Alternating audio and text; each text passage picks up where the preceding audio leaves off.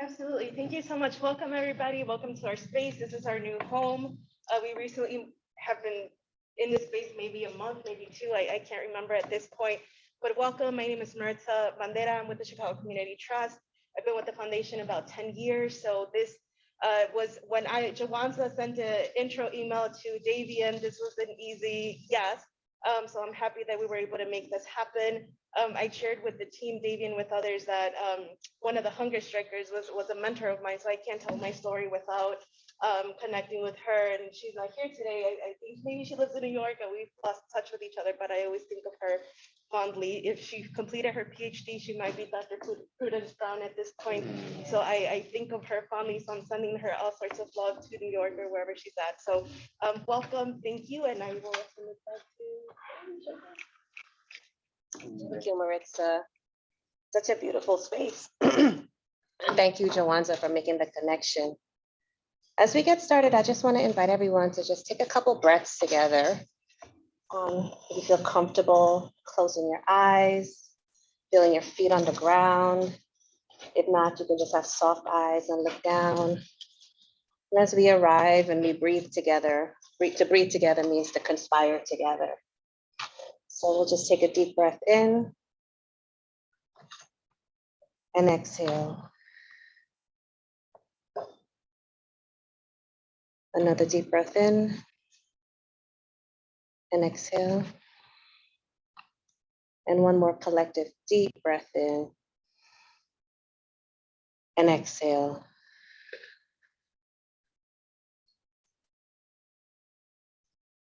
We're grateful to have you in the room with us today and also in the Zoom with us today.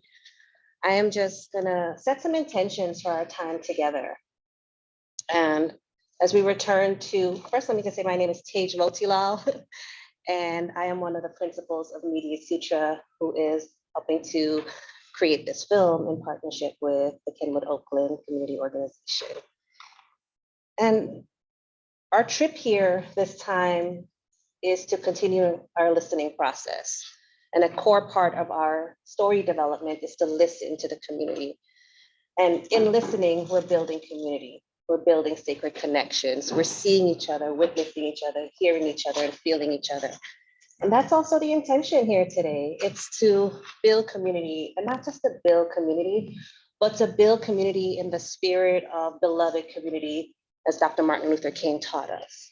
And for me, when I think about beloved community, I think about how can we love and be loved, right? So an intention is to build community, build beloved community, and to really center love at everything we do. And when I think about love, I think about some of the teachings of one of my sister friends, Sonia Renee Taylor. She teaches us about radical self-love. And for me, the journey of loving each other, loving community, always starts with self.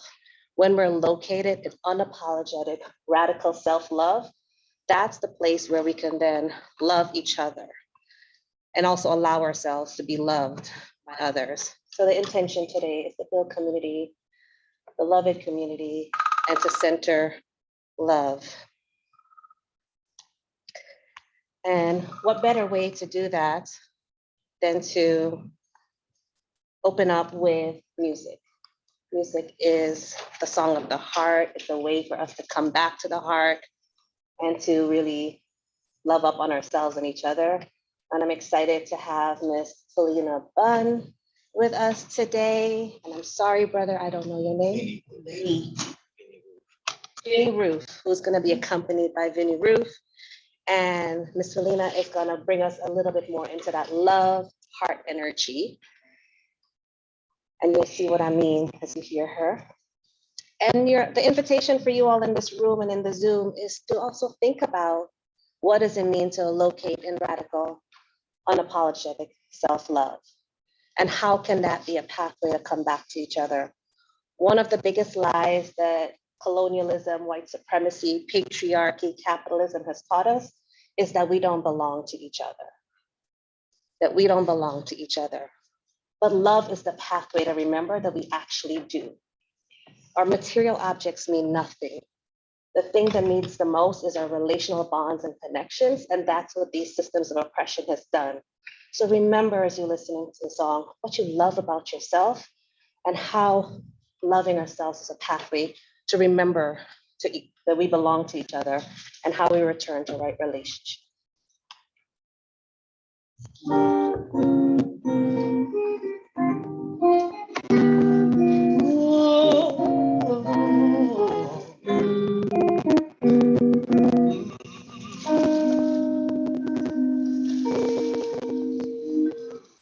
Good morning, friends. Here's your friendly announcer.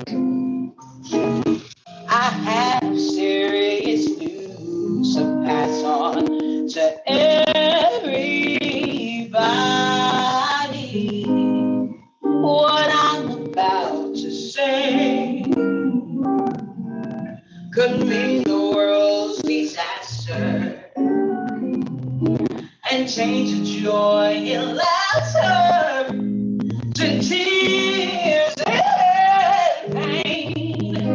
It's that love's in need of today. Don't delay, sing yours right away. Days going round, breaking many hearts. So stop it please, before it goes too far.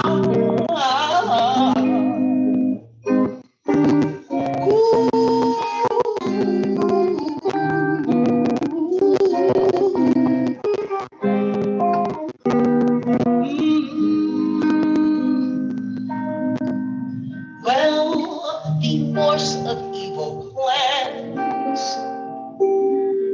to make your possession, and it will, if you let it, destroy everybody.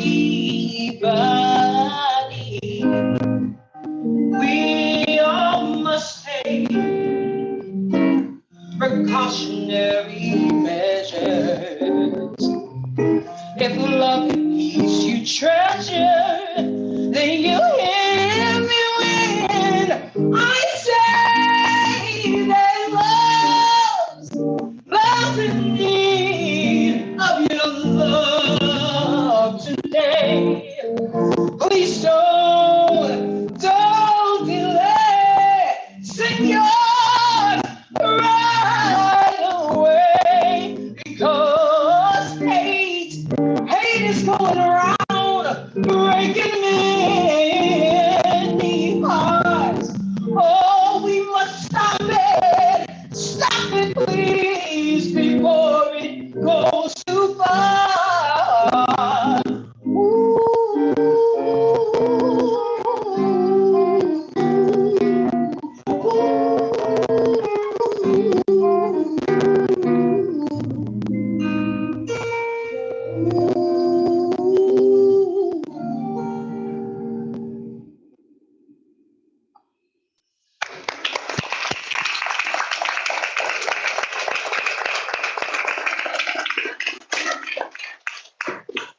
Thank you so much for that. And I want to make sure that love is in this space. Right? We come to too many spaces and we go to agendas and we say we're going to move on, but love is really the core of why we're here, and it's the core of the Dyett hunger strike story. First of all, my name is Richard Gray. I bring you greetings from the NYU Metropolitan Center for Research and Equity in the Transformation of Schools. Yes, that is a mouthful to say, but I'm also an executive producer on this wonderful project with Media Sutra on bringing you this film, 34 Days, A Fight for Dyett High School. And so why this film? And I want to say this very briefly. Part of my role is going to be a facilitator. There are 3 P's of facilitation. Make sure it's purposeful. So you come here and say, why did I, you don't want to come away, why did I spend this hour and a half here? I'm going to have some purpose here. The other part is participatory. You'll hear many voices. And the third is to be punctual. So I'm going to be very quick on what I'm saying, but making sure that we move quickly. Why this film? this film is important because we have to shift the narrative about our communities. Whenever you come to Chicago, people say, oh, you're going to Chicago. The image is everything's violence, right? People killing each other. Right? And while no one is denying that reality, there's a part of it that is a caricature of what Chicago is. Right? Because if you talk to people in the space, you get the human texture of the story. Right? You get the love and the joy and the commitment of people. And I'm probably going to channel young Parrish here, who I had a wonderful conversation with beforehand. He talked about how it can become easy for young people to get desensitized by violence. And he wasn't just talking about physical violence, the violence of people not honoring you, not thinking that you're nothing. But what he said is what changes you is when there's love. And you know, they got people who have your back, right? Who are ready to say, you have a new possibility, right? That love allows you to not be enslaved by that violence, but to feel like you have the power to change it.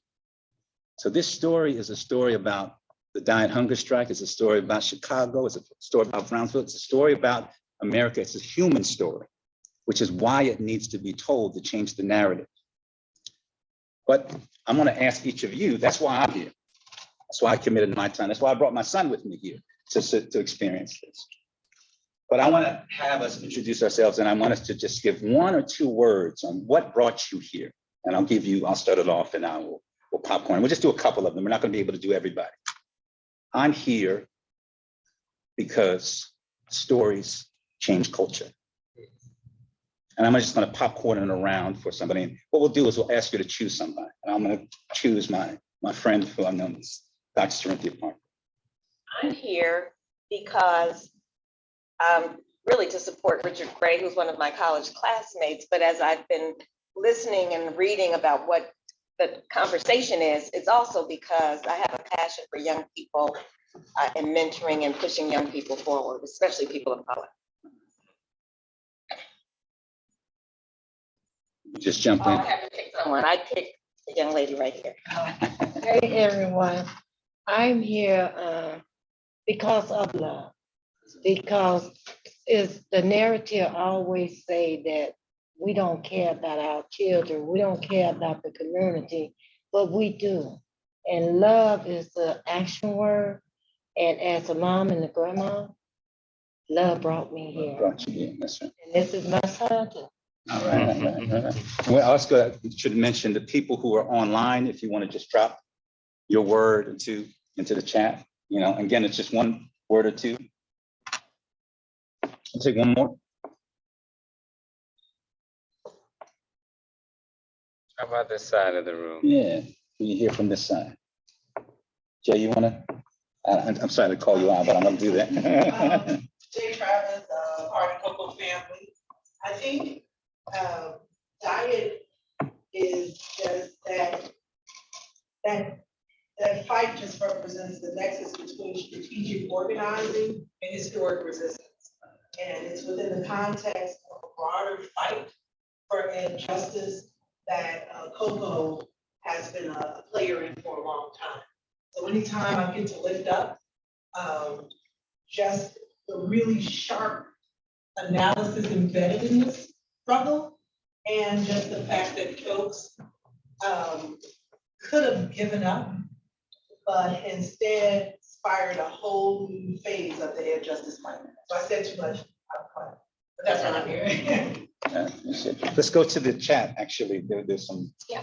A couple of folks in the chat chimed in. So Emmy Bean is a member of Resource Generation here in Chicago and says, I'm here because I believe in this evolving model of storytelling and that people everywhere need to hear the story of Dyett and the hunger strike. And Taribu shares that she's here because of justice. All right. That's a good segue.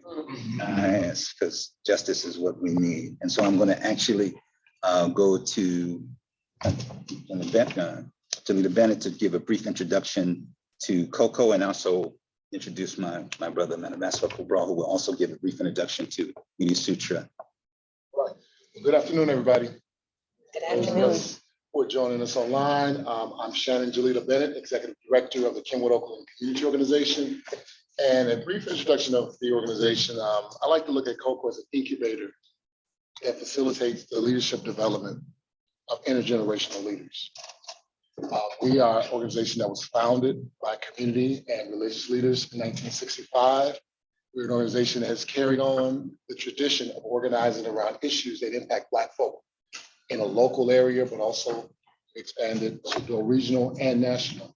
So we work around affordable housing, education, senior rights, youth, and housing, affordable housing. So we really believe that the work that we have while we're here on this earth is to make sure we create a space for the next generation of leaders. And we pride ourselves on revering our elders and also making sure that our young folk have a space to develop. At the core of COCO, I think that's what we've been trying to do for a long time. Beautiful. Thank you, Mr. Bennett. My name is Manavaskar. I am a co-founder of Media Sutra, and I am an immigrant to this country. And I always start off by saying that because I feel like it's super important for us to understand and also shift the perception of immigrants in this country. And when to start off, the story of Media Sutra is a love story, right? It's a story about two folks who came together, myself and my amazing partner in life, Tage, who felt we needed a space to find our creative expression as both folks, as both artists who were out there trying to practice our art and who were out there trying to change the world through our art. But what we realized as we were entering spaces as folks of color is that, as a filmmaker in particular, when I entered spaces, I always felt, that I wasn't fully seen or I couldn't really show up in my full power. And so we decided to start Media Sutra as a place for artists of color to come together, to have a place for them to thrive, for them to be deeply embedded in their artist practice. But also what we've realized is that Media Sutra is to steal your word, is an incubator too for other young artists. So many artists have come through Media Sutra and continue to find their path in life. And what we've also, intentionally done is recognize that relationships is our greatest currency, right? And that's one of the mottos that we live through in Media Sutra. And everything that we do, whether it's a story that we're making, an animation we're making, or spaces that we're holding or facilitating, the relationships is central to our work. And that's why we continue to be in relationship with the COCO community for many years. And this project is not something that was seeded or was thought about overnight. We've been working and trying to make this project happen for many moons, as they say. But we are at the point where there's been so much love and energy, and we feel like now is the time for us to push forward. And with the commitment of COCO and the hunger strikers and the community of Chicago, we feel blessed as Media Sutra to be part of this storytelling process. And I personally feel very grateful for all those who've contributed to getting us to where we are and where we're going. So thank you so much. Oh, yes. So as we talk about the work of the hunger strikers, I wanted to introduce Mr. Jawanza Malone, who was a key individual when the hunger strike was happening, as he was at the helm, at COCO. And so I wanted to introduce Jawanza, and if you could share a little bit about, why the story of the hunger strikers is important. Thank you. Again, my name is Jawanza Malone. Hi to everybody in the room, on the interwebs. Thanks for being here. Currently, I work as the executive director of the Wevo Foundation, and I'm here for a number of different reasons. And this story is important for a number of different reasons. The word we're using today is love. And love is what led these courageous, brilliant human beings to starve themselves for 34 days simply to have a school in their neighborhood. And hate often finds its way into public policy. And Black people, the communities where we live, communities of color, low-income families often are the victims of hateful public policy. And unfortunately, those of us who live and work in Bronzeville are no strangers to that hate. And the story of Dyett is a story that is decades in the making.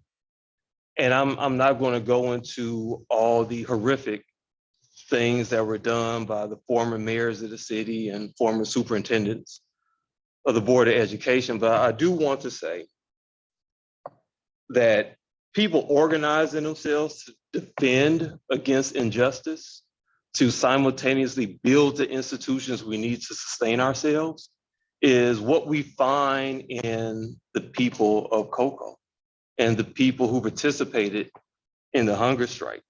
And as the Bronzeville community was being hollowed out by the destruction of public housing and the eradication of affordable housing, and the schools were being intentionally depopulated, you had our elected officials experiment with our lives, with the lives of our children, our families, and wanted to create a situation where they replaced low-income families with more affluent families. And so began to experiment by closing schools, phasing schools out, bringing in charter schools and placing them right in the same building as the public schools to destabilize them. And so when King High School was being phased out, right, they weren't allowing new students to enter the school because they wanted to convert it to a selective enrollment school where only students who had a certain standardized test score would be able to attend. They had to find another school for everybody else. And arbitrarily, maliciously, they looked to Dyett, which was a thriving middle school, one of the best in the city, and gave it 3 months to convert to a high school.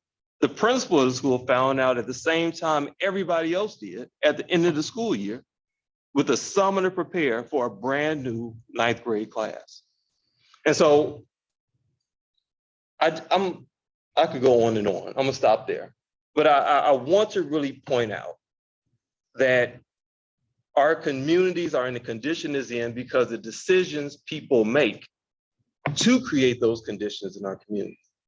And it's up to us to resist that and continue to resist and build the communities that we desire, that we need. And again, the men and women who literally starve themselves, putting their bodies on the line for the rest of us, are the examples of what we all need to be for each other. Beautiful. We're gonna watch a quick little excerpt from the New York Times coverage of the hunger strike to help contextualize some of the history of this work.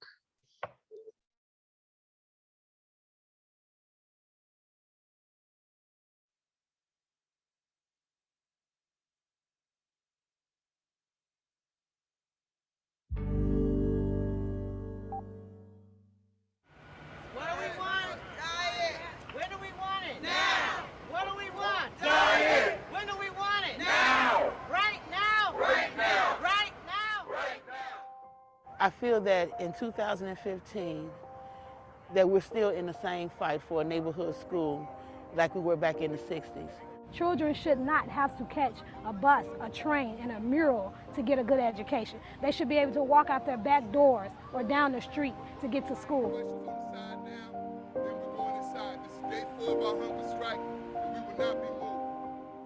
Our children deserve better. We deserve better. And we will not be moved. We will stand strong until we win Dyett, Global Leadership, and Green Technology High School. A hunger strike is a weapon of last resort for those who are ignored and locked out of the halls of power. Set the meeting up, help set the meeting up. I asked them It's hard physically, but the will and the momentum is strong.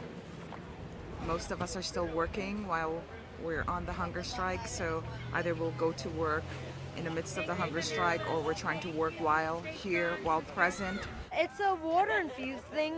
It's got water, cucumber, and mint. Yeah, we don't eat the mint.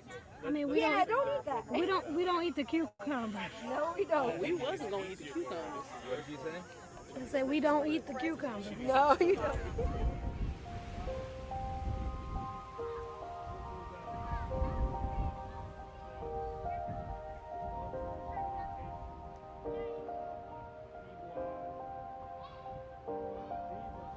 There have been an influx of more charter and contract schools, and there has been a decrease in funding in neighborhood schools, especially in Black communities, and that to me is a hate crime. You don't have to go to selective enrollments in specialty schools to get a quality neighborhood school when your school is invested in, when your school is given the things that it needs. And a lot of times those schools don't exist in Black and brown neighborhoods. I don't know what it's doing to the other thousands of parents, but it's worth me being hungry to show people I have integrity and I do care, and I'm not gonna sit down and allow you to attack my children, because the attack on them right now is a criminal one.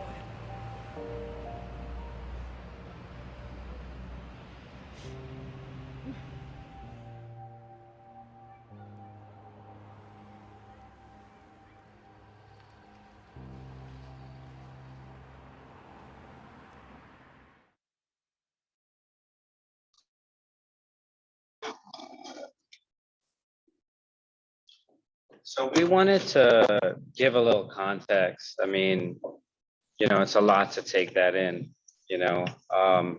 but we wanted to give a little context as to the origin of why we wanted to really tell the story of the hunger strike. 5 years ago, maybe 6 years ago now, I started to work, as a storyteller in a national network to really shift the conversation about public education, knowing that public education was under attack.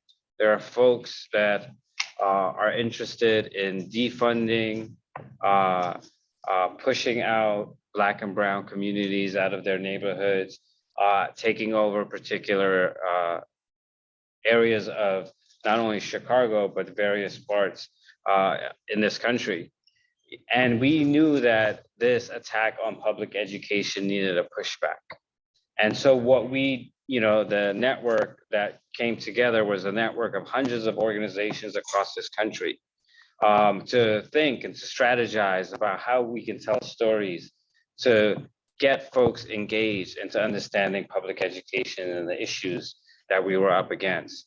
Now, today, public education is a very divisive issue, right? Like, it's being politicized in a way where folks are being pulled left and right and not really understanding, all the issues that are behind it. And I love what Jawanza said about, decision makers sometimes holds people's lives in their hands and they're not being held accountable for the decisions that they make. And in that work of the network, we started to seek and tell stories all across the country. So I was able to travel from places like Chicago to Mississippi to Puerto Rico to LA, telling stories. But before I started this journey, like, I asked everyone in the room, where should I start? Where should I go and try to understand these stories? And they say, you have to go to Chicago. And I connected to Mr. G2 Brown, and I asked G2, I was like, G2, can you share with me, some information, some folks I could just talk to, and just to get an understanding of what's happening on the ground in Chicago. And he sent me a whole list of people and a whole list of videos, of folks talking. And I watched them all and I read all their names. And there was one video of one powerful grandmother who I couldn't I couldn't take myself away from that screen. And I responded to G2. I was like, G2, can you connect me to Miss Irene Robinson? And so when G2 connected me to Miss Irene Robinson, we spent months talking on the phone, just building relationships. Because remember, relationships are our greatest currency, right? That's what is gonna last and stand the test of time. And so we talked for months and months and months. Well, it was about 2 or 3 months. And then one day, Miss Irene said, Mr. Manavaskar, why don't you come to Chicago and let's make this film? So we made a film called Kings and Queens, right? And we partnered with J4J to release that film after it was completed. And we got over 400,000 views in about 2 weeks for this film, right?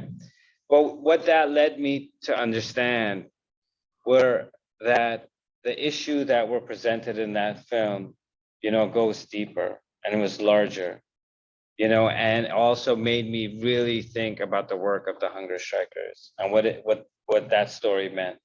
So ever since then, with the help of Richard and G2 Brown and allies like Coco and Miss Irene, we've been thinking about how do we turn this story as a to make this Chicago story that's sort of an iconic movement for the education justice movement, to a national story, right? So that folks all across the country could understand, the human side of the impact of closing schools and dehumanizing Black and brown bodies.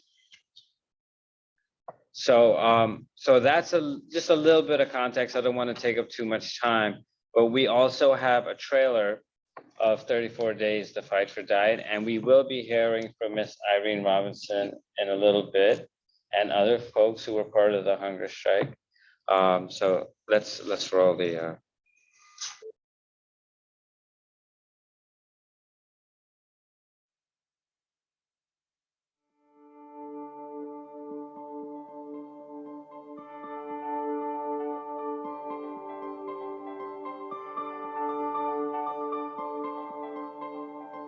We're in Bronzeville, on the south side of Chicago. Bronzeville is one of America's most historic Black communities. This was called the Black Metropolis in the 20th century. It's the home of people like Gwendolyn Brooks, Richard Wright, Minnie Riperton, Harold Washington. The list goes on and on. So on the first day of the hunger strike, we're at Operation Push. Okay. We setting up tents in front of Operation Push. We are 10 minutes from downtown Chicago, and we're right off the lakefront. And the fight has been to make sure that working and low-income Black people who built this community are able to stay in this community.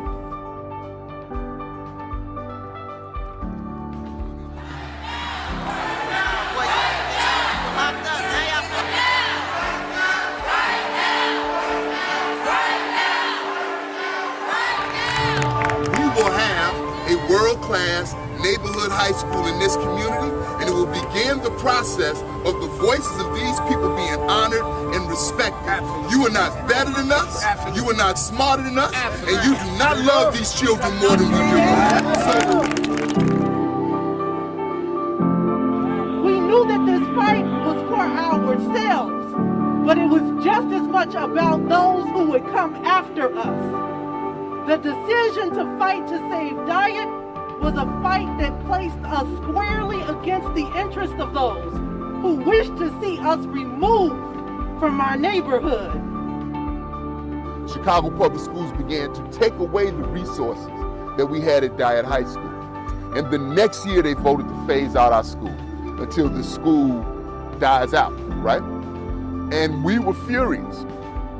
And so we understood that the fight, that this hunger strike was a tactic that was sort of the epicenter of a 5-year campaign to win not only this high school, but our right to be in this community.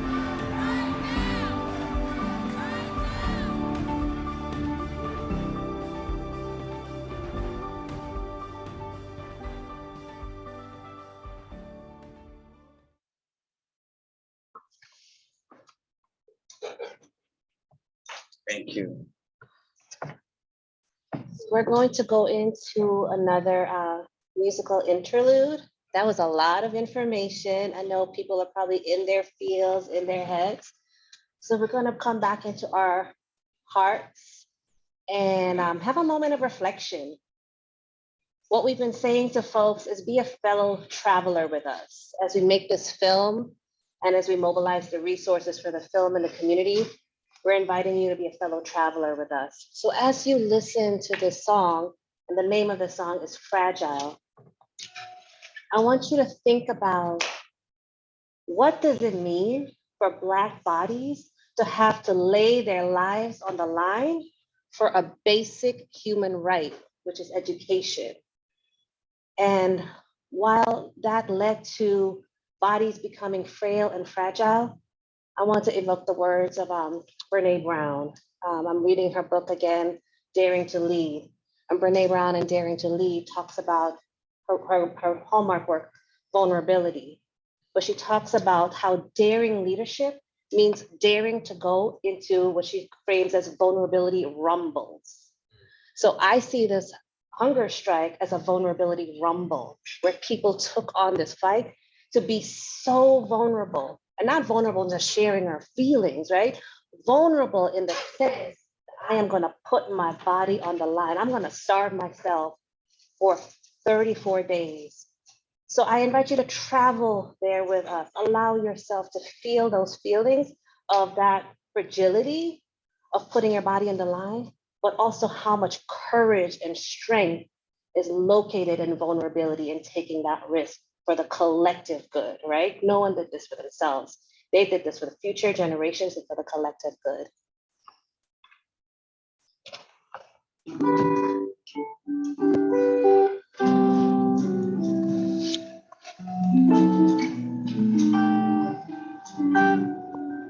If blow would flow, if lessons still are won, drying in the color of the evening sun, tomorrow's rain will wash the stains away, but something in our minds will always stay.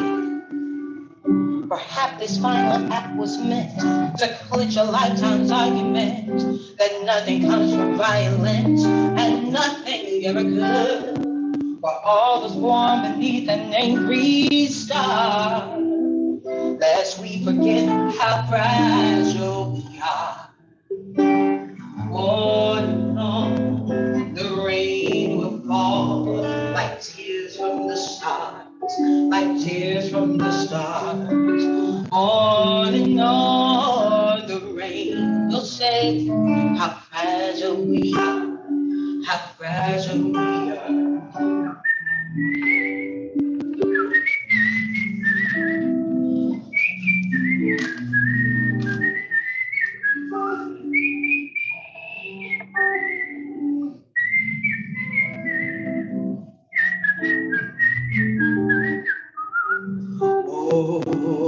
On and on, the rain will fall like tears from the stars, like tears from the stars. On and on, the rain will say how fragile we are, how fragile we are. Oh, on and on, the rain will fall like tears from the stars, like tears from the stars. On and on, the rain will say how fragile we are, how fragile we are, how fragile we are, how fragile we are.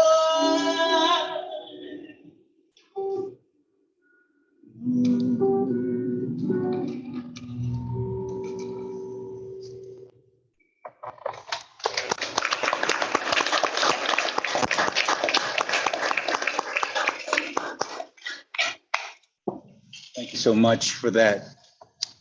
Just as we talked about the importance of love, I also think the importance of art, right? That very often in the work that we do, particularly in education justice, we speak to the head, right? But I think to make the kinds of changes we're talking about, we have to speak to the heart and soul, which is why the film is important because it's not just about giving information, but it's about telling story in a way that touches the human part of people. And so I want to talk just very briefly about the importance of storytelling. Part of the reason why I'm connected with Madagascar is I am by training an attorney, and I do some adjunct teaching at Columbia Law School, and I work with some students. And one of my students looked at me and said, Professor Gray, which I'm still trying to get used to hearing my name, Professor Gray. Said, Professor Gray, so why are you a lawyer? I said, what do you mean? He said, you really should be an artist. Like, you tell stories, right? Lawyers don't tell stories, right? Lawyers are facts and figures. And he said, but you seem to be telling stories. And I realized that there was a reason why storytelling is important, particularly in this moment. I took this course on racial justice facilitation, and it talked about 4 different types of story. There's the stock story. That's a story we hear about kids. You know, our kids are failing, they're bad kids, and they're not going to be about anything. They try to sometimes code it in nice language, but that's the image that you get across. But they said there's another story. It's a hidden story. Everybody saw the hidden figures, right? The stories that we didn't even know existed about the greatness of our people. There's a hidden story in Bronzeville that people don't know about. There's a hidden story about the leaders and the important things that we've done in our communities. And those are stories that are important for us to tell. Then there are resistance stories. Right? Resistance stories are the stories of resistance. Very often the people that are resistors are villains in a comic story, like Nat Turner is a villain, but in our communities, they are kings and queens. Right? And those are important stories for us to tell. And then there are the imagination stories, the stories that say, this is what the possibility can be, right? It breaks out of the box. You know, a lot of the Black futurism is about that. So let's not be stuck in what we know. What can we imagine? And in many ways, the story of the hunger strike is all 4 of them, right? It says there's a stock story out there about our kids, but there's a hidden story about who they are and what they can be, right? And there's a resistance story to say we are willing to put our bodies on the line in order for that to be, for that possibility to be realized. And I also think, and this is an important part of the story, that it doesn't end with the hunger strike and with winning the school. There's still an imagining of what is the possibility of what Dyett can be, right? And you had to go through those others to be able to create the space for that to take place. The last thing I want to say about story, because I want to get to the folks who actually live the story, is the importance of story versus reports. I remember one time we made a film back. Somebody said, you know, man, that's actually just a report that you recorded, right? And you're not telling a story, right? You're telling your issues, and then you bring the people in. He said, no, you start with people's lives, right? And then you put the issues connected to lives, right? Rather than the other way around. And I think that's important because I've learned a lot from Madagascar in the way. But he said, I didn't even start talking about telling the story about Miss Irene until she said, I'm ready to tell you the story. I didn't come in and say, interview me, I want to extract your story and create a film. She said, okay, now that I trust you, now that I respect you, I'm going to tell you when the story needs to be told. Right? And I think that's an important part of the step. And the last thing is that stories are a part of our oral tradition. That's how we transfer information and wisdom, right? We talked about that. I had this conversation with in Paris. We said, stories are a way for us to be able to say, when I tell you a story about an issue, you can say, wait, okay, yeah, I had a grandmother just like that too. Or I had an experience just like that, right? It's a part of our tradition as folks from the African diaspora, a lot of indigenous traditions. And so being able to tell this information through story is a way for us to be able to not only speak to our future, but it's a way for us to go to our past and use that as a way to talk about our present and create a possibility for the future. So with that as a context, I'm going to step out of the way and I'm going to go to Ms. Jeanette Taylor, who's going to tell us about her testimony. And I like testimony. I also have a religious tradition, right? You know, before church, you know, somebody get up and sing a song and say, you know, the goodness of God to them, right? So I like the idea of testimony. And so I'm going to go to Jeanette Taylor to please give us a testimony about the hunger strike. So good afternoon. The day's running tonight. Absolutely. I'm having my own personal summer here. So for the record, I am Alderwoman Jeanette Taylor. And I got that title because of a lot of folks in this room, but just the will to know that Black people can decide what their fate is. We pay taxes, we have the right to say how institutions serve us. And so I am in that space because of their reason. I did not want to go on a hunger strike. Let me say that first and foremost. Not today, but usually I have crackers and cookies. I go around with my snacks because I ain't got to ask nobody. And I'm in my home. And so I was a teen mother. I had my first baby when I was 15. By the time I was 19, I had 3 kids. And I was on the PTA at LSC at the schools because my mother was a PTA mother. And when I had kids, she was like, you got to do it. And I was like, them a bunch of bougie people who don't know what they're talking about. And I didn't want to be bothered. But yet still, I was on the LSC for 23 years.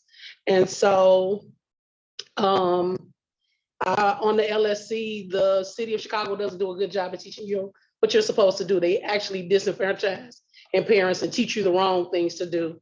And so I saw this big, tall Black brother that was talking about LSCs, and I wanted to learn because I knew that I had a responsibility, not just to my children, but the children, young people and families in my communities. And so I went to this training, and the first thing he said was, did you know you have the power to hire and fire the principal? And I'm doing this. I'm all in the book, like, what page that's on? Because I don't see that. And I ultimately found out what I was supposed to be doing in that role. And so I kind of stuck with Coco. I did live in the Kenwood Oakland area, and I was kind of scared of Coco because every time I saw them burgundy shirts, they was on TV, they was doing something, and I was a little nervous. I'm like I'm a troublemaker, but I don't want to start that much trouble. And honestly, before I joined Coco and people in the room should thank Coco. We didn't get the Olympics because of Coco, and that story is never shared or told to anybody. And so when they did a march on the Olympic committee, I was like, those are the places I want to be. And so being on the LSC and getting to know Coco was something that I was learning to do. And I call myself the Black Widow of retail. I work for Ventures, it closed. I worked for Linden's and Things, it closed. So every place that I was going to work kept closed. And then I was like, maybe it's me, but ultimately it was me. I was supposed to be doing something else. And when you are guided by the creator, you're gonna do what you told, whether you want to or not. And I like being in retail. You can get stuff cheap. I have to pay a lot. I had 3 kids, and so it worked for me. And so I started off, well, I did have some words with the first Black president of the United States. I have to thank him because he gave Coco a program that allowed them to hire folks during the summer, and if they kept them on, they could stay in the space. And so I had some beef with him. I had to thank him because that's how I met Jay Travis, G2 Brown, and I met Jalita Bennett. And so working that summer, I learned about me. I learned about being a Black woman. I learned about my place in the world. I learned I built this country for free and I ain't got nothing for it. And so this was a place that I wanted to be. And so fast forward to Parrish Brown and Diamond coming to G2's office and saying, they closing our schools, what y'all gonna do? And I was like, I know, right? I was like, they closing y'all schools, what? We hadn't heard this. We had been engaged in Dyett. Mollison Elementary is the school that I came from. It was up the street from Dyett, and our young people from that school have an opportunity to go to that school. It's one of their neighborhood schools, and they hadn't had a conversation with us either. And so looking at young people come to you and say, what you gonna do? It's like, we gonna do something. I don't know what we gonna do, but we gonna do something. And so maybe a year before that, they had talked about a hunger strike. I was like, G2 Brown lost his damn mind. I eat all day long. I'm hungry right now. It's something that I love and I need. But also being in the context of Miss Travis lived up the street from me. There was a shooting, and I'm gonna cry. And my son got shot. And she lived up the street, and she said, we gotta do something about the bad stores in our community. And so with the help of Rod and Jalita, we knocked doors in the community because I lived there my whole life. We got a deleterious ordinance passed that say store owners are responsible for what goes on in front of and around their stores, which was really good for our community because we got a lot of folks who don't look like us, who don't come from our communities. They're disrespectful to our young people. And when I went to ask the store owner about what happened, he literally cussed me out. It wasn't until I brought my husband by, who frequents the store, that he changed his whole mood about it. And so I knew that I had to do something. And so after the program at Coco was over, I stayed. I couldn't leave because I was being equipped with the power to know how to change my community, how to make the people who, because I think we forget elected officials work for us. It's not the other way around. The institutions in our community make money off of us, but they mistreat us. And it's because we don't know what they're supposed to be doing, and nobody has ever given us that power. And so I got that from Coco. And so even I worked for free for like 6 months. And the lovely Jay Travis, who is a mentor of mine, was like, I'm gonna pay you because you've been here, you ain't left, and you want to do this work. And I wound up staying. And so when they came to us, and I done met with every CEO, BEO, network chief, Bill Runcie, I knew Barbara Watson. There is not a person at CPS that I did not know, because I've had the opportunity to cuss them out every chance I got, because I know what they were doing education-wise was not about young people. It was about their bottom line. It was about bringing in the people from the city that they wanted to see, and them really saying the hell with us. And so when they first talked about, it was a year before we actually went on the hunger strike, about going, I was like, I love y'all and all, but I can't see myself not eating. And at the same time, I was gentrified out of Bronzeville. They built the Harold Washington Cultural Center, the property taxes went up, and I had to move. And so I wound up in Woodlawn. And Woodlawn was one of the communities that people don't talk about. When they knocked down CHA housing, a lot of folks went to Woodlawn or either South Shore. And so this was already a struggling community. And when I got there, they announced the OPC was going to be built. And so in the middle of the hunger strike, they announced the OPC was going to be built. I was still going to LSC meetings because I was the president and the chair, and me and my family had just moved.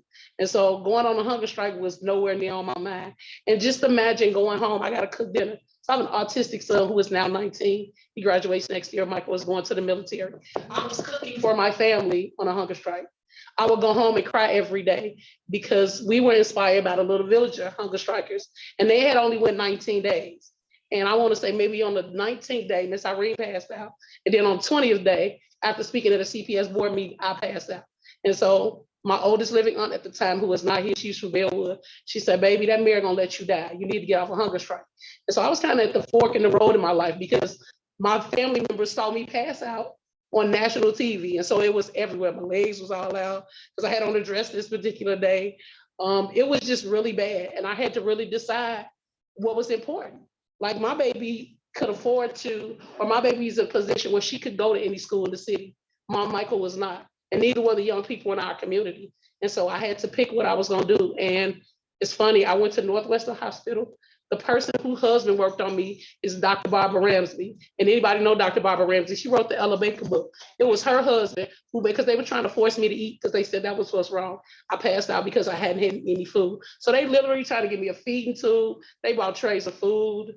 Mr. Malone was my brother that day because they wasn't letting, because the hunger strike had become so intense, they wouldn't let people up. So Mr. Malone became my brother and they let him upstairs to make sure I was okay. So I went home and I had to really think about what was going to be my place in the world. Was I going to show young people that there are actually people who care for them, or was I going to back down and pretend like this was going to go away? And so I stayed on the hunger strike. I stayed on for 30 days. And for me, what happened on the 30th day was my first grandbaby was born. And so I wanted to be alive to fight for my granddaughter, who is 7 going on 77 right now, which is every time I look at her, it reminds me of her mother being pregnant, her being concerned, and me being on a hunger strike. And so after the hunger strike, I saw the ugly. Felina sung about it in the song, but anytime a city that you pay taxes in is so mean. They had people barbecue when we were on the hunger strike. We slept in front of Dyett. They would have people come and fight with us. So we wound up going to sleep at Rainbow Push, because people don't talk about Rainbow Push's relationship with Coco, which Jesse Jackson was our first ED, and we don't talk about that. But that church protected us and gave us a place to sleep. We had some very hard times during the hunger strike. At some point, everybody started looking like hamburgers and hot dogs to me. You know, in the cartoons, when people turned that's how it was, because I was hungry. And I would get up crying every day, like, I know we're gonna eat today, damn, I'm hungry. But this was something that we had to do. This was not a matter of you get to choose, it chose us. And so we continue. We had some tough times, Miss Irene, even to the point where we got to fight one day. And then we looked up and like, what the hell are we fighting for? Why are we into it? Oh, because we hungry, that's why. So for me, this was what ultimately made me change who I was, because I'm not a politician. So don't ever let that come out your mouth. I'm an organizer sent to City Hall to represent the people. And I do that quite well because of this fight and the people that I have behind me. And so don't ever call me no politician. I take it very personally because I'm nothing like them. So Mr. Malone's point, they organize around what they want to see. I understand who I work for. And so for me, when I saw that the city was sending people out to fight with us, this was the city that we pay taxes in. This is the place that we live and love. I'm born and bred in Chicago. I ain't like the mayor. I ain't just show up here one day. I live here. I love this city. And at the time when my mother was alive, I couldn't go anywhere else because my mother was one of those people. If you ever watched the 18, remember they used to have to tranquilize B.A. Baraka to get him on that plane. That's what I would have had to do to my mother to get her to move because she was not moving. She came from down south, and because of those conditions, she loved Chicago. So after the hunger strike, I didn't want to organize anymore. I didn't. Only if it was trips for the community organization. And a lot of times we went on those trips, we took young people and parents. And I love those groups. So I would go, but I didn't want to organize anymore. I didn't want to come back to Cocoa. I was honestly done because I was like, no matter how much we fight, no matter how much we protest, even us going on a hunger strike, it does not change what this city and what this government does to us. And then I got the bright idea the one day that I was going to run for office. And so I was scared. I'm going to be honest. I'm a little girl from the low end. I graduated from night school. I went in labor in front of Dunbar because that was my high school at the time. And so I wasn't this squeaky clean person that we think elected officials are. And I need to tell y'all, a bunch of them are drunks and drug heads, so they're not that. And we need everyday people to be in those spaces. And so when I decided that I was going to run, I had my people with me. I had a base. I had people who loved me and I had people who understood where I was coming from. And out of a race of 21 people, the community chose me. The last thing I'll say is how I give back. I'm here. I meet with young people. Everybody in my office is younger than me. That's intentional. I've actually stolen a couple of people from Cocoa to be on my staff. And my chief of staff is from Cocoa. My economic development person, she worked at Cocoa as well. And I just still keep engaged with this family. And so we're only going to create real change is if we at the table to create legislation. And I understand that clearly. And so I always tell the people, the community organizations write the damn ordinance. They got the research, they do everything. All you got to do is introduce it, and y'all just too stubborn. And so you're starting to see the dynamics in Chicago change. Look at how many elected officials are now quitting. They quitting because there are no hiding places for them anymore. And then in the Black Caucus, I'm called Firecracker because literally I go off on them every first of the month. I'd be like, I need a drink, and I don't drink, I don't smoke, I don't do any of those things. I'm like, but I need a drink to deal with these folks because it's hard to believe that people look like me, get paid to mistreat me. And being on both sides, I get to see it, it ain't hard. And so I'll end with this. There's a saying that says, until we have poor people as viable candidates, our democracy is a sham.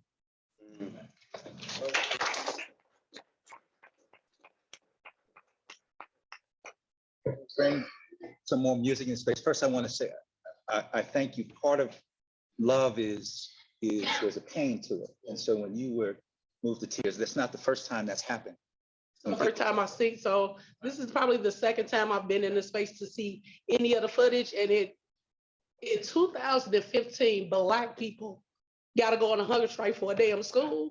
This is one of the richest countries in the world. We just dropped $384 million in Ukraine, and you can't take care of the people here. That says something about this country. And I'm just not going to be in a space not to speak about it. You will move to tears. And I don't want to.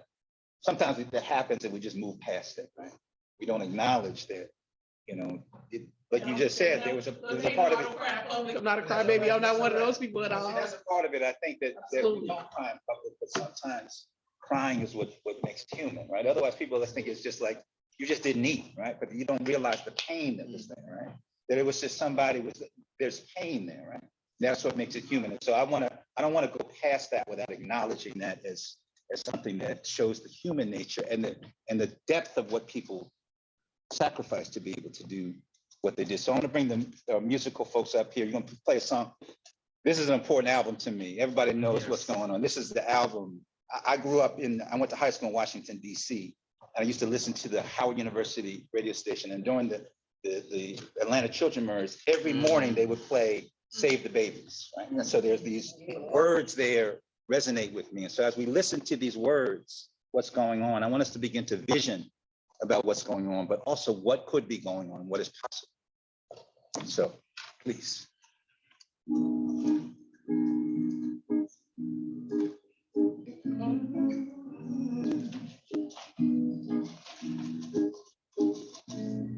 Oh, Father, there's too many of you crying. And brother, there's far too many of you dying. You know we gotta find a way to bring some love in here today. Oh, Father, we don't need to escalate.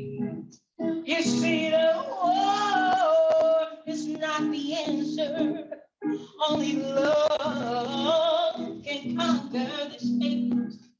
You know, we gotta find a way to bring some love in here today.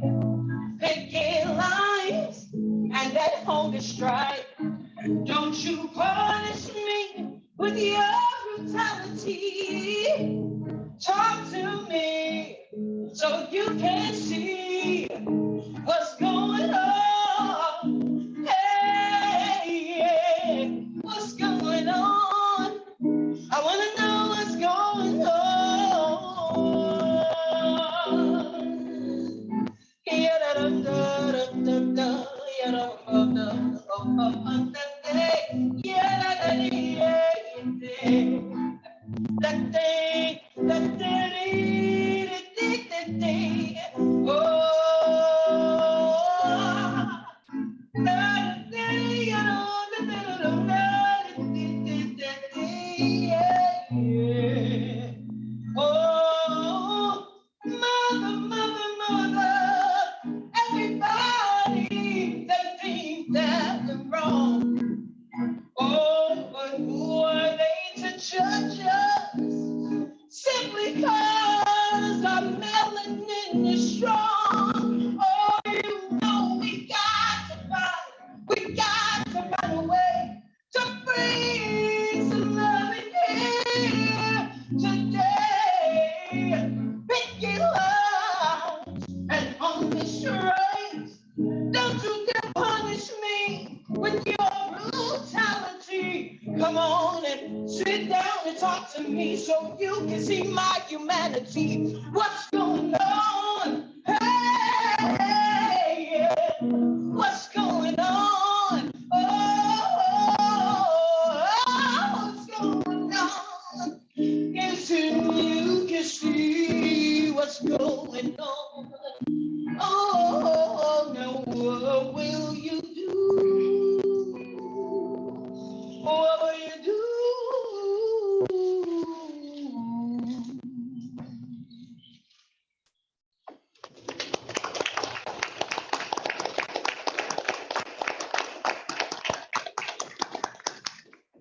I want to give another round of applause for our musicians here. Please, thank you so much.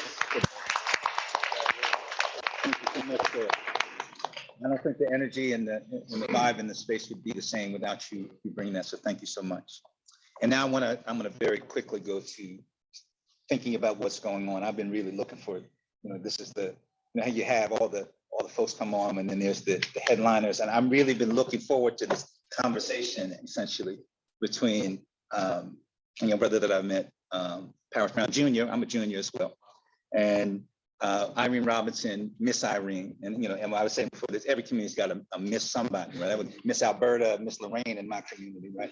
There's always somebody to really talk about the connection of what we've been talking about with the hunger strike to the future vision of cocoa, of Bronzeville, of Dyett, and what the possibilities can be. And so I'm going to ask each of you to spend a couple of minutes just sort of talking about that. And I'm going to let you all decide who I was going to go first.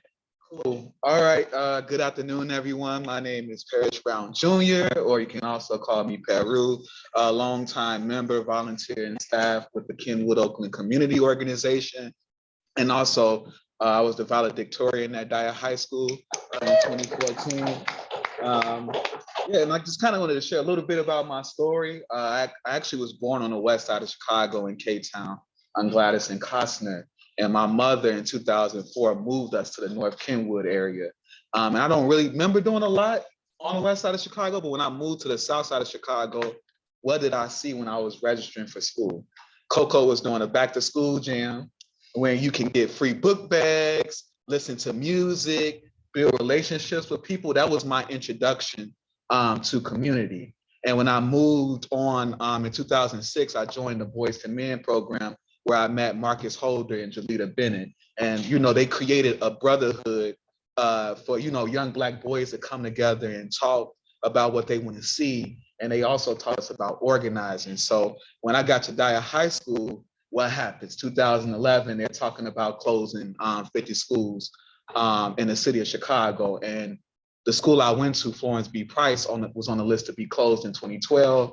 And then Dyett High School was on the list to be phased out. And I remember being at the Chicago board meeting where the CPS board voted unanimously to close all 50 schools plus Dyett High School. So going through that, I felt hopeless when I heard that, but G2, Jalita, and all the leaders at part of COCO, they had our back. They told us that we're gonna save your school. And I really believed in what that was. So I organized to keep my high school open for 4 years until we got it reopened in 2016 with $16 million in reinvestments after the hunger strike. So when I think about love, I think about, everybody that's in this room who had my back, who, poured something into my cup, whether it was learning about community, understanding restorative justice, building with people, building relationships, being exposed. Yesterday we had a reunite meeting where all the different young people part of COCO who's been a part of that organization since they were like in the 1990s. We all came together to talk about what does it look like for us to continue this work, and being able to see that this organization is intergenerational and being able to build with people. I always know I got a home. So in the future, I'm hoping that people learn from this about how to build power, how to be resilient, how to build trust.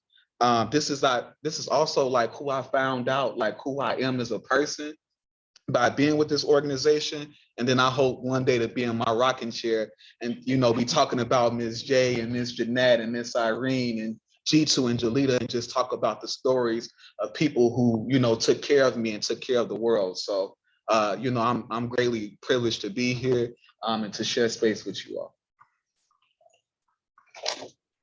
Me next. Hi, everyone. It's awesome to be here. I will share a little about myself.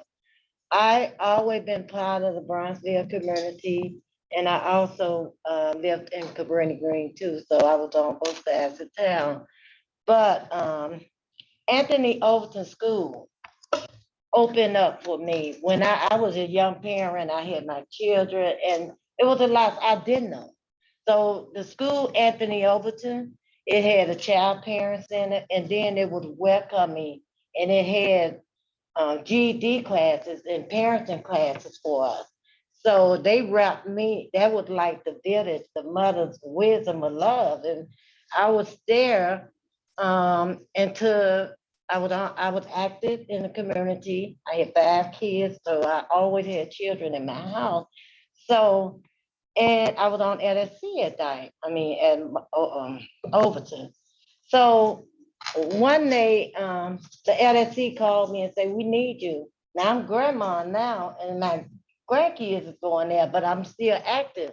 They say, well, CPS talking about closing Anthony Overton, right? So you done heard that they closed some schools, and they had closed my childhood school, Shitter School on north side. But when they said 50 schools closed in the Bronzeville, I stopped everything because I knew that was a hate crime against us. And if we didn't do nothing about it, it was gonna destroy our community, but most of all, our children was gonna die. And at that time, it was just us because I didn't, it was just LSC, and we trying to work with the principal and the LSC, half of the LSC want to get rid of the principal, and CPS is just bogarting their way to shut us down, right? So we was at an LSC meeting at Overton, and I thank the Lord that G2, Miss Lee, I think it was Bob and someone else from Coco came. And we was arguing because the LSC was at that time divided, right? So we was arguing, and G2 now came in there, and he came and we were listening. He like, we come from the Kenwood Oakland Community Organization, and I never heard, I'm listening. And he was like, and we come help y'all save y'all school. Lord, I thank the Lord because I had been praying, and I was like, no, y'all listen to him, right? And he got to talking to me, and it was something about Coco. It just stuck to me, and I knew that this was a hate crime, and we needed to get up our parents to try to educate them. And we had the parents, and we had the teachers, because we had just went on strike to support the teachers, and they had just came back off strike. But when Ronnie Manuel got to closing those schools, they started separating us. The parents that I had been working with for years, they had to worry about what school they were putting their kids. The teachers told me, and they was like my moms and grandmoms. Dr. Hamilton was the head teacher, and some of those teachers told me, and they looked me in my face, and I know our kids in danger. They said, we can't, because we have to worry about our job. And I'm like, worry about your job, but what about our kids' life? If we let them attack our children, we eat. So that's when G2 and them, I started coming to Coco, and he started strategizing, and we started going to the alderman, Wilbur, and we started going to CPS hearing, and they wasn't listening. It was like a pony in the dog show, right? And everything we did as parents, it didn't matter. So we going back to the table. Things that I thought I would never do, I had to do, because I was just so afraid that if didn't nobody stand, then what would happen to our children? So I organized my grandkids. During that time, working with G2 and them helped me to organize what resource I had that I couldn't bring to awareness. So I organized my kids and grandchildren to go on a strike and not go to school for about a week. But I had other parents who was gonna help me. When they opened, no parents.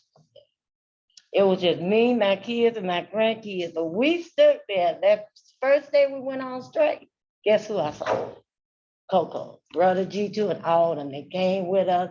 And we gave my sister, we was on that strike for almost 5 days. And all of that, they closed the schools. And my grandson, Mikey, he was 5 years old. He was getting ready to go to the big school. And when they did close the school, after everything we had did to save it, my grandson looked at me, because he's like, you lied to me, Grandma. You told us we were gonna save these schools, and we did not save our school. Right there, and I felt like I couldn't protect my kids. I couldn't protect my grandchildren. And I went back to G2 now, because I was there. And I said, we have to fight it. This is a hate crime. This is an attack on our children. Obama need to come. This is a state of emergency, right? And G2M, we all did. We did actions. We went to City Hall. We locked ourselves up to the, chain ourselves up to the statue. None of the resistance was so strong to just push us out of school, and we had a good school. They said we had our grades that had went up 2 years straight. The attendance was good, enrollment was good, and the building was good. It was good. If it wasn't in the best condition, that wasn't our fault. That was CPS fault. You know, so after all that fighting, one day I was in the office and Paris and Diamond, y'all come to Coco. Remember y'all was talking, right? Y'all was talking about fighting for that Dyett. And Paris and them was so compassionate about it. And after listening to what they had been going on, because phased out mean to take out all resources, take out program, pick out the good children, as they say, and leave out children that they don't desire in there. So when they said they wanted to fight, I was right there. Because I felt like if we don't stand up and fight for our children, who will? And from that day on, I went to campaign with Paris and them, the Dyett 13, the Dyett 12. 13, Dyett 12, and they were phenomenal. We were saving Dyett, we were Miss Travis. We was like running Ronnie Manuel down wherever he at. Well, he couldn't have no press conference because somebody called Ronnie Manuel there, and we'll run and we'll just shut, and that's what we had to do. But never, when G2, where we escalated, and he talked about the hunger strike, I was like, we ain't gonna go on a hunger strike. Somebody we gonna talk to, and they gonna stop this because this is a hate crime and this is the evil thing I ever seen. And one day, when they said, no, they had told us, CPS, okay, I'm gonna quit. CPS had told us to come up with a proposal. We did. We talked with them, and that was the global leader. Global leadership in Right. technology. And we came up with that. And when we presented it, it was the best proposal in the world. And yet they gave it back. No, because they didn't want our children to be pregnant. They didn't want them to have nothing like that. And that's when we knew what they was doing was to harm and kill our children, any means necessary to get them out of these communities. And that's why we had to go on a hunger strike, because we had to put our life on the line to bring awareness of what these policy does to our children. But never I thought we would go 34 days. But that's what hate looked like. They would have let us die. And we didn't want to go off the hunger strike. It was a fight. And some of us really wanted to stay on it. But that's what hate looked like. And from there is to what I'm doing now is healing my women and mothers, strengthen them, know that they love, help them to understand what the school policies are and to fight against it. And no matter how afraid you are, you stand. I know I'm sorry I took so long. You taking it? You stand to what matter, whatever you know is wrong, you stand and you fight against it. And don't say, oh, it's over there, so it's not me. Because it is. Hate spread like COVID too. And it'll go all through us. And that's what you see. And real quickly, the what's going on part, Coco creates a culture of, intergenerational work. So me being able to grow up in the youth programming now, and then we opened this Dyett High School has gave me the privilege to work as a restorative justice coordinator and a sustainable community schools coordinator in a school that I graduated from, teaching them about the 34-day hunger strike and how to build relationships in the school, and how to connect and fight for what they want to see. And it also talks, if everybody's able to see this, this is a group of people who cannot be bought, right? No one can, try to give us money or resources to change how we move in our communities. And I think that really creates this sense of resistance and shows like how resilient we are in our communities and how we continue to fight. It's a wonderful, this idea is that we often think that we can solve in one generation problems that have taken multiple generations to. So it's going to require multiple generations.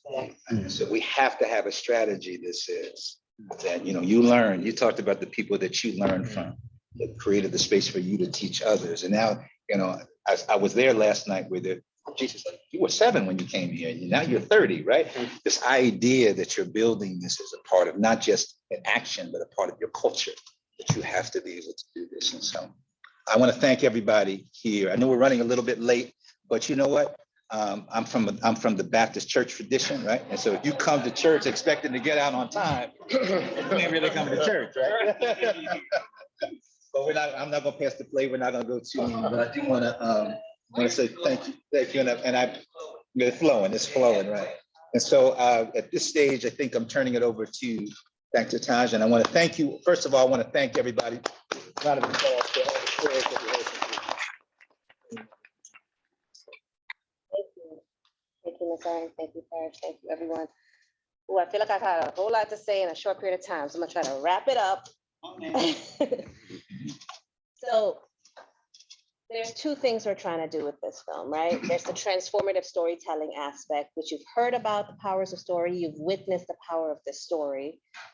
And there's an impact campaign that goes with that, because you've also heard that the people at the table are organizers on the ground and nationally through the partnership and through Metro Center, who are deeply rooted in the educational justice movement. So this film is going to be a tool to support education justice warriors to be able to tell the story and shed light and shift the narrative. So you've heard about that, and we have a whole impact campaign that I invite you to connect with us and learn more. The other part of this process is a deep commitment that we have at Media Sutra to building a solidarity economy. And just to keep it short, I'm going to read briefly the way we approach solidarity economy. And Manavaskar has said this a couple of times. In a solidarity economy, relationships are our greatest currency. All of our needs are met when we experience harmony and when we are in right relationship with ourselves, each other, and the natural world. When we center the practice of relationship building, we restore wholeness. We move in solidarity, loving, trusting, and caring for each other. In solidarity, we center and protect those most at risk.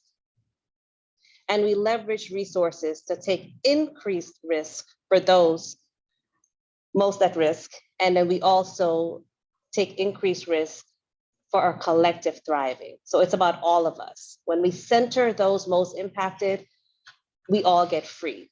I think many of us have heard that when we center the people who are most impacted by injustice, when we free those, we all get free, right? So it's not just about this community. I want to bring us back to, it's about each and every one of us, our ability to love ourselves and to experience freedom. And solidarity fuels a sustainable world where land, wealth, and power are shared equitably. So that's how we approach a solidarity economy. So the second thing we're trying to do with this film is we are trying to resource the Bronzeville community. So we have a goal of raising $1 million. $500,000 is for the production of the film. $500,000 is to return to the community as a way of saying your story matters and has value. Oftentimes, filmmakers will come into a community and they promise visibility. We're going to tell your story. But actually, there's value, right? There's value to that story. So we're saying, no, you deserve to be resourced in telling the story. And the reason why we want to resource this community also is to ensure their wellness. We hear Miss Irene talk about healing circles. We hear Peru talk about restorative circle keeping. If you could think back about the song Fragile and the stories, there was harm on top of harm caused, right? There's been a legacy and traumatic harms for hundreds of years. And then the harm of having to lay yourself on the line and the trauma incurred, the more we listen to this community, the more we're attuned to the trauma people are still holding and embodying. So part of the resources is to how do we support the wellness of the community so they can have that freedom. And we want to approach this in a trauma-informed way, understanding that it was a traumatic experience on top of generational trauma. So the resources are to ensure that the community have agency and choice and sovereignty around what does it mean to be well, what does it mean to heal, and we're also approaching that. So before we bring a camera into the space or anything, we want to hold some circles and we want to engage in wellness and healing, because we know to even resurface this story, there's a re-traumatization. So in our best attempt, we want to create that soft cushion. I referenced my sister, Sonia Renee Taylor, before, and people talk about this notion of safe space, right? Or brave space. And Sonia introduced me to this term called soft space, right? If you think about playgrounds, they have that rubber cushion, and playgrounds are supposed to be fun. Back in the days, it didn't. So Sonia said that soft landing, even when we play together, is to ensure there's a cushion should we fall. So should we fall in this process, should people get re-triggered and re-traumatized, we want to create that soft landing and soft spaces. So we want to incorporate some healing retreats and healing circles in partnership with the community. So this journey is not one of just re-traumatization and telling the story. This journey is also one of restoration and healing and wellness. And the other thing that the resources are for is to support the bold and radical imagination of the community. We don't want to just look back and tell the story of a triumph, right? And a painful journey. We also want to look forward and catalyze radical imagination. What's possible? What's possible now that we have this school? What's possible that we have all these leaders? What's possible that we have people and eyeballs all around the country and the world looking at this film? One thing I learned from Brother G2, and his ears are probably ringing right now because we've been talking his name, is that Bronzeville was the black metropolis back in the day, right? What does it mean for this film to be a vehicle to restore Bronzeville to the black metropolis of the future, right? We kind of call in some Wakanda energy and we need resources for that, right? One thing I've learned is that Black and brown communities, we're not lacking in vision and radical imagination. It's actually what has always carried us through. We transcend the pain of today by holding on to the light of tomorrow, right? And that's the radical imagination. The gap is resources, right? Because resources have been extracted and stolen from our communities. We don't always have the funds, right? We don't have the land, we don't have the wealth, it's been stolen to actualize our vision. So a part of the resourcing of this community is to say, what do you want? What do you desire? What do you deserve? And how can we pour in resources so you can manifest that, right? Like yesterday, the young people were visioning. What do we want to call in? What was the future? How do they not have to call that in and then be like, well, maybe it can't happen because we don't have the money? No, we want to ensure that this film is also a vehicle to resource the community abundantly. So that's what the other goal is for. We want to make sure that we know that telling a good story is not enough. We got to take some action. We got to dig deep and we got to share resources. So that's what the invitation is. The invitation to be fellow travelers with us is to hear the story, share the story, but also share the resources. So today and throughout this journey, we're going to ask people, who do you know? What can you do? How can you join us? The invitation is to be a fellow traveler and not a voyeur, right? Travel with us on the path to liberation. And let's trust and follow the leadership of Black community and Black women. I'm gonna pass it over to Jalita to continue to make this invitation to be a fellow traveler. So I would just add there's a word that we use. It comes from the tradition of East African language, Kiswahili, which Kwanzaa is used a lot of that. So the second principle of Kwanzaa is kujichagulia, self-determination. And I think what we probably need to make sure is clear, and I think it's real clear because people know Coco, is that this is us using self-determination in so many different ways. But that's what we ask. And I'm inviting folk to reflect on how you can support a community, using their right to self-determination. Because sometimes we talk about it, we say it, and that may look different even on this journey. But part of what I think we're doing and what we want to do in partnership with all of the people that can support this is that this is a story that we all can help support, be told by the people that are being centered. Because a lot of times people come in, I'll be real frank, there's already books that have been written about the hunger strike. We didn't write it. And that is the piece why I'm using Kuji Chagalia. This is the closest, and this is it. We were filmmakers, which we're not, we're really into professionals, but it's in a real partnership. This would be the closest to us telling that story. Not a reporter who we have someone in the room who we really appreciate all the time. But that's what I would leave us with, is we're asking people to help reflect on how they can help us continue to be self-determined, because it's not always the case for folk who have to fight just to get at the table. Others profit in a lot of ways off of other people's blood, sweat, and tears and misery. So that's why we're doing this, and that's why we're asking folk who are gathered here in person and also virtually to reflect on maybe ways you can support and walk with us. May I say something? The idea of the notion of reparation is this idea of restoring back to right relationship. Restoring and restoring wholeness, right? And the idea of reparations, when you think about it, is a concept, right? Like our government is responsible for making that, enacting that, and giving back, because they benefited, from 400 years plus of slavery, right? And well, what I'm saying is this project, right? Although that's a government responsibility, this project is saying that as people, as community, as folks who love each other, I can see our shared humanity.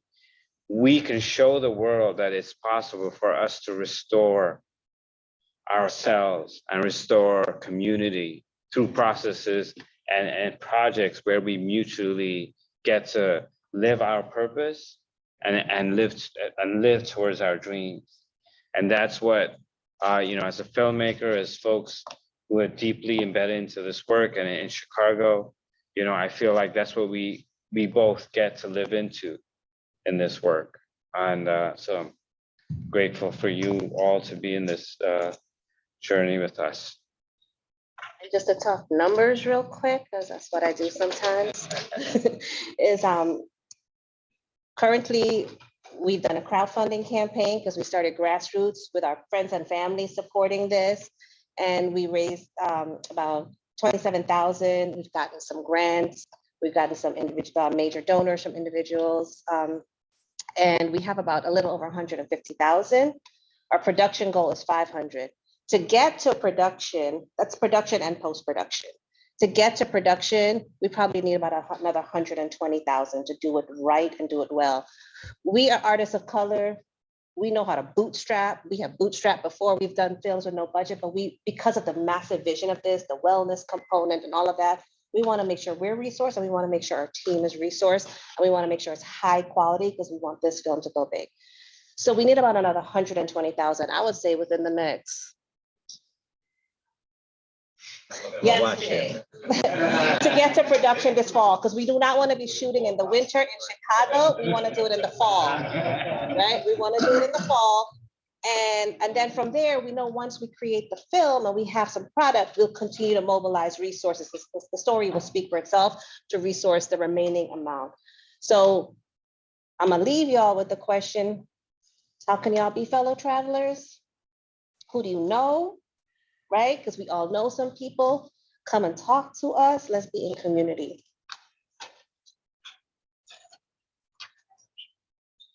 Sorry for being here as well.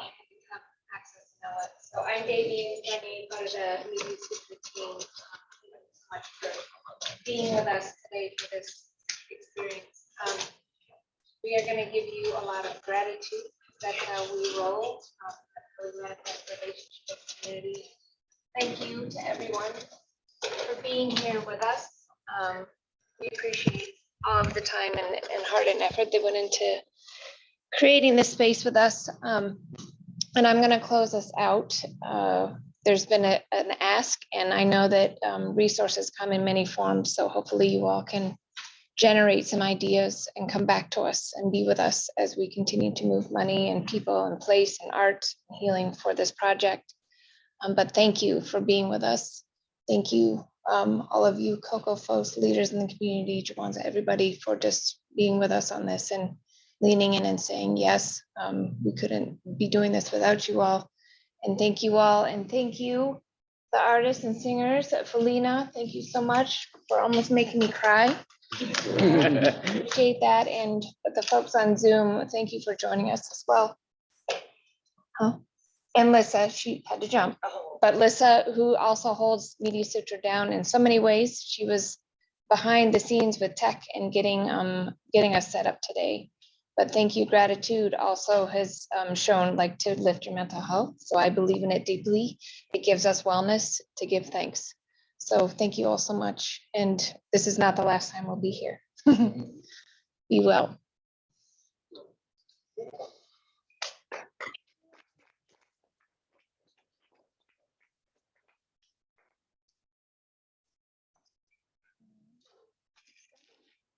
And while that's the formal end, we, if anyone wants to share or talk or build with folks, we can spend a little time doing that.